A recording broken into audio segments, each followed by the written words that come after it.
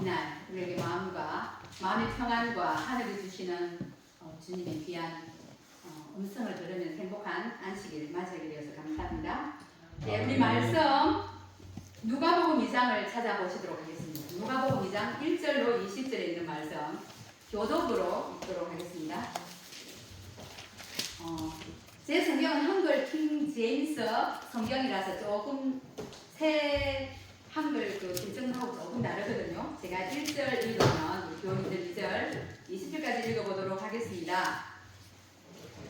당시에 가이사 아구스도로부터 한 칙령이 내려온 세상이 소세 등록을 하게 되었는데 이후는 그레뇨가 수야 총독되었을 때 첫 번 한 것이라.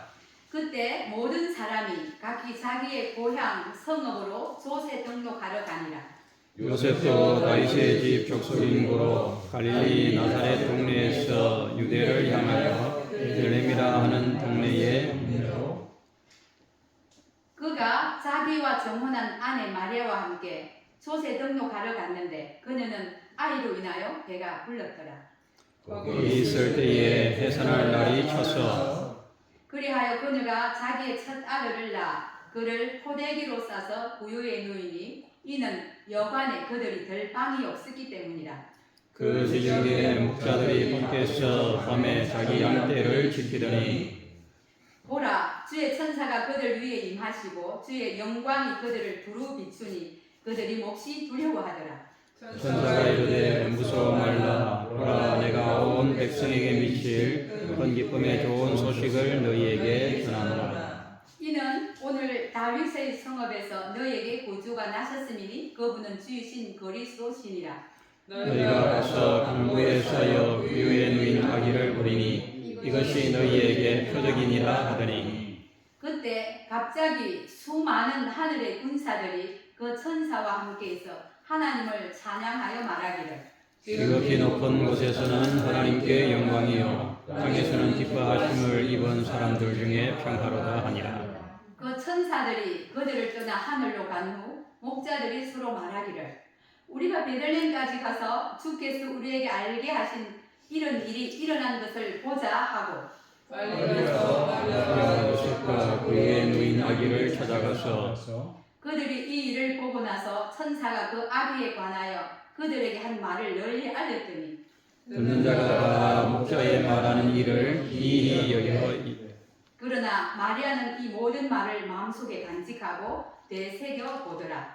목자가 자기들에게 이르던 바와 같이 듣고 보는 그 모든 것을 인하여 하나님께 영광을 돌리고 찬송하며 돌아가니라.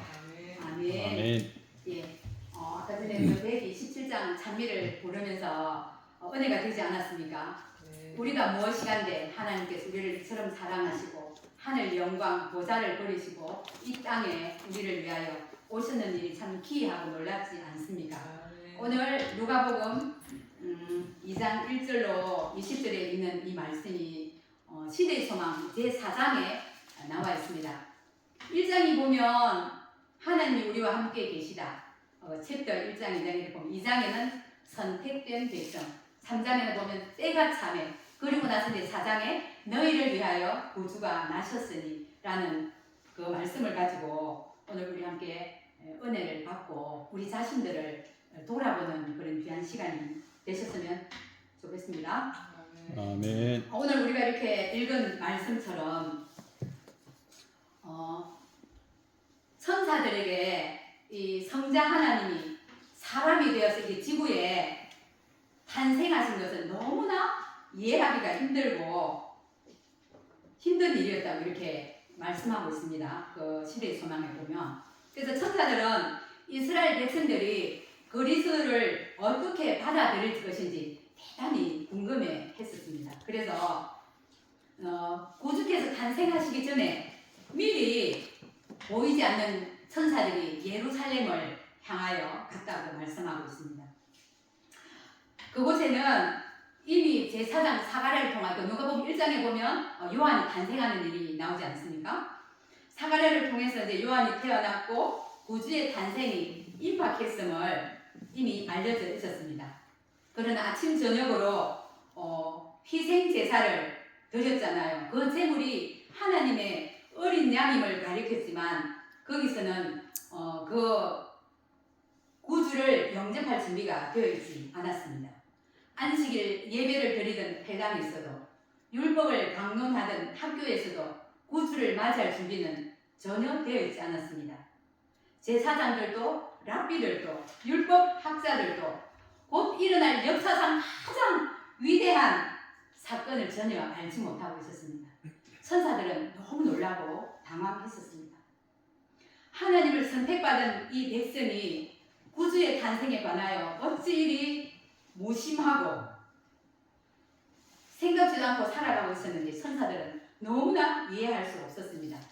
시대의 소망 44페이지 보면 그 원인을 이렇게 기록하고 있는데요.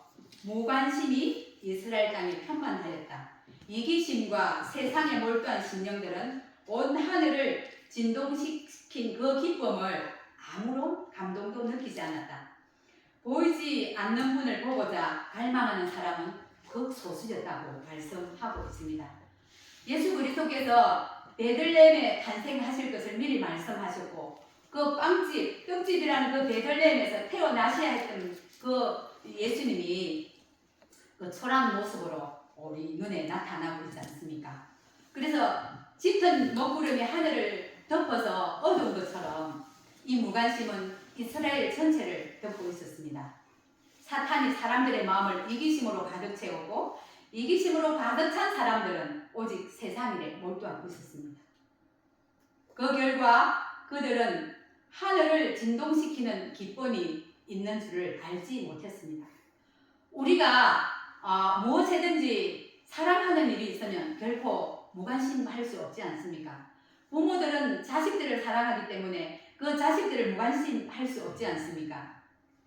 돈을 사랑하는 사업가는 돈 버는 일에 무관심할 수 없습니다. 명예를 사랑하는 지도자는 타인의 주목에 무관심할 수 없습니다. 그래서 어떤 사람이 쓴 책에 보면 사랑의 반대말은 무관심이다라고 이렇게 말씀하고 있는데요. 사랑하면 결코 무관심할 수 없기 때문입니다. 그러면 오늘날 우리는 어느 것에 가장 관심을 두고 살아가고 있습니까? 우리의 관심사는 무엇일까요? 지금 우리가 가장 관심을 기울이고 있는 대상은 누구입니까? 이스라엘 백성의 모습을 보면 우리 자신들을 참으로 진지하게 한 번씩이 아니라 자주 되돌아보면서 각성하면서 살아가야 되겠다는 마음이 들지 않습니까? 아멘. 이제 아기 예수님이 이제 잉태하는 사건 이제 이야기가 나옵니다. 아기 예수님을 잉태한 이 마리아와 요셉이 이제 황제의 명령을 따라 호적을 하기 위해서 베들레헴으로 가지 않습니까? 그들이 여관을 구하지 못했는데요. 시대의 소망 49페이지, 47페이지 보면 이렇게 적혀 있습니다. 요셉과 마리아는 성문에서부터 성 동편 끝까지 좁은 길을 모두 헤매며 그날 밤을 위한 휴식처를 찾았으나 얻지 못했다. 붐비는 여관에는 그들을 위한 방이 없었다라고 이렇게 말씀하고 있습니다. 그래서 그들은 여관을 구하지 못했고 결국에는 이 마리아가 가축들의 거처에서 출산을 하게 됩니다. 이걸 생각해보면 우리 자녀들이 태어날 때 어떻습니까? 아이가 태어나기 전에 미리 베네 저고리를 사고 또 그 유모차를 사고 모든 것을 준비하고 예쁜 옷들과 이불들을 다 이렇게 미리 구비하고 아이를 맞이하지 않습니까? 그런데 우리를 위하여 하늘 영광 버리신 그분께서는 어떻게 이렇게 우주의 왕이신 하나님이 사람으로 태어나서 처음으로 누이신 곳이 말구유이지 않습니까? 하나님은 왜 그리스도를 그러한 환경에서 태어나도록 하셨을까요? 굳이 그렇게까지 하셔야만 되었을까요? 시대의 소망 43페이지 이렇게 말씀합니다. 영광의 왕께서 자기를 낮추시고 인성을 취하셨다. 지상에서 그분의 환경은 거칠고 험악하였다. 그분의 영광이 가리웠던 것은 외양의 위험의 주목거리가 되지 않도록 하기 위함이었다. 그분은 모든 외적 장식을 피하셨다. 재물, 세상의 명예, 인간적인 위대함은 결코 영혼을 사망에서 구원할 수 없습니다. 예수께서는 어떤 세속적인 성질의 매운물로 사람들을 당신의 편으로 이끌려고 하지 않으셨습니다. 오직 하늘 진리의 아름다움만이 그분을 따르고자 하는 자들을 이끌어야 하였다고 이렇게 말씀하고 있습니다. 예수님이 비천한 환경에서 태어나신 이유는 사람들의 주목을 끌지 않기 위해서입니다. 만약 예수님이 특권을 가지고 태어나셨다면 많은 사람들이 관심을 받았겠죠. 유대 그 민족 백성들이 메시아가 얼마나 화려하게 태어날 것이라고 기다리고 있었습니까? 너무나 비천하게 오신 그 예수님을 이분들은 맞이할 준비를 전혀 하지 않고 있었습니다. 그러나 그러한 배경은 오히려 사람들을 진리로 이끄는 데 방해가 되었을 것이다. 그래서 예수님은 재물도 명예도 높은 신부도 취하지 않으셨습니다. 재림을 기다리는 우리는 예수님의 이 의도를 깊이 생각하고 명상하고 우리에게 주어진 그 큰 믿음의 깊이를 가지고 우리가 명상하고 깊이 생각하고 소들이 여물을 먹으면 되새김질을 하듯이 우리도 그걸 계속 하나님의 영을 통하여 명상하게 된다면 우리도 재림을 기다리는 그런 발걸음이 때로는 힘들지라도 감사함으로 버티고 이겨낼 수 있지 않을까 생각해 봅니다. 구주의 탄생에 관해서 이스라엘 백성들이 많은 사람들이 무관심했지만 모두가 그랬던 것은 아닙니다. 밤중에 베들레헴 그 들판에서 양을 치던 그 목자들은 어떤 사람이었길래 천사들이 구주의 탄생 소식을 그들에게 알렸을까요? 시대의 소망 47페이지는 그들을 이렇게 묘사합니다. 이 목자들은 고요한 시간에 약속된 구주에 대해서 서로 이야기하며 다윗의 보좌에 즉위하실 왕께서 오시기를 기다렸다. 양을 치던 그 밤의 목자들은 할 이야기가 참 많았을 것입니다. 지금 생각해보면 우리가 만나면 어떤 이야기 합니까? 아유, 요즘 세상 너무 힘들다. 살기가 왜 이리 고달프냐. 참 이 정치 돌아가는 거 보니까 꼴이 말이 아니다. 뭐 내 자식은 잘 되고 있니? 아유, 날마다 살아갈 때 나이도 들어가고 이제 몸도 안 좋아지고 참 건강도 안 좋아진다. 막 이런 이야기들 하잖아요. 우리가 가장 평범하고 쉬운 이야기들. 그런데 목자들은 그런 대화는 뒤로 미루고 구세주에 대해서 이야기를 하고 있었답니다. 그리고 그분이 오기를 간절한 마음으로 기다리면서 기도하고 있었다고 합니다. 일터에서라도. 이 베들레헴의 목자들에 대한 이 기록은 그들의 주된 관심사가 무엇이었는지를 너무나 잘 보여줍니다. 그들의 관심사는 누구였을까요? 오실 메시아 그리스도. 목자들은 하나님의 사람이었으며 의에 줄이고 목마른 사람들이었습니다. 비록 가난했지만 하늘에 소망을 두고 살아가는 사람들이었다고 합니다. 우리는 참 보이는 것을 좋아하잖아요. 보이지 않으면 잘 믿지도 않지만. 그러나 그들은 보이는 것보다 보이지 않는 그런 세계의 마음을 두고 살던 사람이었다고 합니다. 이것이 바로 그들에게 나타난 그런 관심을 두고 살고 있었기에 구주의 탄생 소식이 그들에게 알려졌다고 합니다. 참 목자들이 얼마나 가난합니까? 그 집에도 제대로 들어가지도 못하고 목축하면서 이렇게 돌아다니면서 떠돌이 생활 비슷하게 하면서 양을 치는 사람들이지 않습니까? 그런데도 그들은 가난했지만 예수님 언제나 오실까? 곧 오실 때가 되었는데 우리를 구할 메시아를 얼마나 기다리면서 그 이야기를 간절하게 나누고 있었을까요?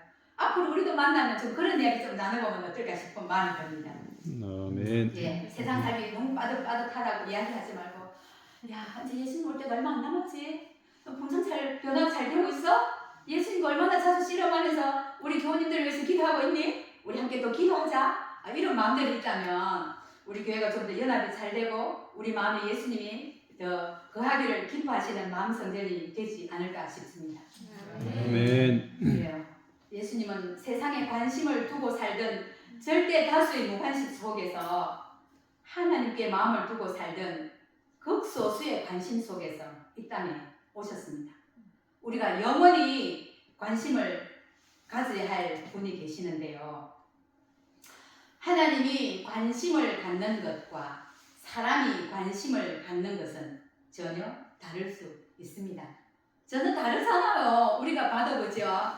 그래서 우리도 참 이 부족한 우리를 용서하시고 사랑해 주시는 주님이 계신데 우리는 왜 형제를 사랑하지 못하고 험담하고 고자질하고 뒷담화하고 또 그렇게 하고 난 마음이 편합니까? 돌아서는 아휴 오늘도 또 죄를 지었구나. 왜 내 입술에 왜 이리 부정할까? 하나님이여 우리의 입술에 탄 그 숯불을 대사 정말 정하게 해달라고 또 새 마음 새 영을 달라고 기도하면서도 또 돌아서면 또 세상의 걱정과 염려가 우리 마음을 덮어버리는 그런 삶 속에서 살아가는데 예수님 우리를 얼마나 천천히 보고 계실까요? 그래도 야야 괜찮다. 내가 있지 않니? 오늘도 힘을 줄 테니까 또 용기 내고 다시 일어서라는 그런 영원히 우리가 관심을 가져야 될 그분께서 우리 마음에 이 시간도 호소하고 계시면서 예수님을 볼 수 있는 영적인 눈을 띄워 주실 것이라고 믿습니다. 아멘. 그래서 저는 이제 말씀을 대언한다든지 또 교회에 오면 늘 그렇게 기도를 하고 옵니다. 우리 목사님부터 비롯하여 이름을 다 부릅니다. 불러서 오늘 주님의 귀한 영께서 그분들이 많이 임하심으로 제가 말하는 것이 아니라 내 입술을 빌려서 예수님께서 말씀하심으로 그들의 마음에 엿새 동안 힘들고 어려웠다면 마음이 평안하지 못했다면 이 말씀을 통하여 나처럼 이렇게 부족하고 가련하고 참 못난 사람인데도 하늘 영광 하늘 보좌를 버리시고 나라 하나를 살리시기 위하여 이 땅에 오신 그 예수님을 우리 마음에 모시기만 한다면 얼마나 감사와 기쁨과 영광의 찬송을 드리고 싶은 마음이 들지 않겠습니까? 우리 모두가 그런 마음이 들기를 간절히 바랍니다. 아멘. 네, 그래서 이스라엘 절대 다수가 주목하지 않았던 구주의 탄생 소식은 온 천사들로 하여금 하늘을 흥분시켰습니다. 가브리엘 천사가 목자들에게 구주의 탄생을 알린 후에 이제 베들레헴 상공을 많은 천사들이 이렇게 다니면서 마음을 다해서 천사들이 찬양을 했다고 말씀하고 있는데 그게 누가복음 2장 14절에 지극히 높은 곳에서는 하나님께 영광이요 땅에서는 하나님의 기뻐하시는 사람들 중에 평화로다 라고 하면서 천사들이 밝은 빛이 있지 않습니까? 빛의 천사들이 이렇게 날아다니면서 그 목자들 위에 나타났을 때 목자들이 막 놀랬잖아요. 하나님이 예수님을 통해서 인간을 구원하시는 일은 하나님께는 영광이 되고 사람에게는 평화가 된다고 말씀하고 있습니다. 아멘. 정로의 계단에 또 이런 말씀이 있습니다. 예수님이 우리를 치료하고 깨끗하게 하시는 일을 그분의 영광으로 여기신다고 말씀하십니다. 그리고 또 시대의 소망 674페이지 보면 희생의 십자가를 예수님과 같이 지는 자들은 모두 그분의 영광을 나누어 가지게 될 것이라고 말씀하고 있습니다. 이 말씀이 사실이라면 우리는 예수님께 얼마나 존귀한 존재일까요? 예수님의 탄생과 사역은 하나님께는 영광이 되고 하나님께 마음을 두고 사는 자에게는 평안이 된다고 말씀하고 있습니다. 아멘. 예수님은 이 일을 위해서 이 땅에 오셨지 않습니까? 시대의 소망 49페이지 보면 하나님께서는 그분이 인간으로서 누구나 당하는 인생의 위험을 겪고 또한 인간으로서 누구나 싸워야 할 싸움을 실패와 영원한 손실의 위험을 무릅쓰고 싸우는 것을 허락하셨다라고 말씀하고 있습니다. 예수님은 다시 하늘로 돌아가지 못할 것을 각오하시고 이 땅에 오셨대요. 그래서 그 십자가에 달려 돌아가시면서도 하나님의 그 임재를 느끼지 못하고 혼자 죽는 것처럼 아버지여 아버지여 왜 나를 버리시나이까 하면서 이렇게 기도하시지 않습니까? 베들레헴 이야기는 왜 예수님이 베들레헴에서 태어나셨을까요? 다윗의 그것이기도 했지만 저는 이게 베들레헴이 떡집이고 빵집이기 때문에 그곳에서부터 하나님의 생명의 말씀이 온 세상 지구 끝까지 뻗쳐나가야 될 것이기 때문에 꼭 그곳에서 태어나셔야만 하셨던 것 같습니다. 그래서 베들레헴 이야기는 다함이 없는 주제이다. 그 속에는 깊은 하나님의 지혜와 지식의 고요함이 숨겨 있다. 로마서 1장 33절에 이렇게 말씀하고 있습니다. 또 제가 좋아하는 말씀이 이렇게 나와 있는데 시대소마. 우리는 하늘의 보좌를 구유와 바꾸시고 경배하는 천사들과 교제를 외양간의 가축과 바꾸셨다. 얼마나 이 구주의 희생이 우리가 경탄하지 않을 수 없잖아요. 아멘. 그 천사들과의 교제를 가축하고 바꾸셨대요. 하늘 보좌를 구유와 바꾸시고 우리가 이 말씀을 명상한다면 내 자존심 내세우지 않겠죠. 자아를 주님 앞에 날마다 드리는데도 잘 안 되잖아요. 사람으로 오신 예수님은 우리가 영원히 관심을 가져야 할 주제입니다. 그날 베들레헴 들판에서 그리스도께 온 마음을 두었던 목자들에게 하나님은 자신의 하시는 일을 알려주었습니다.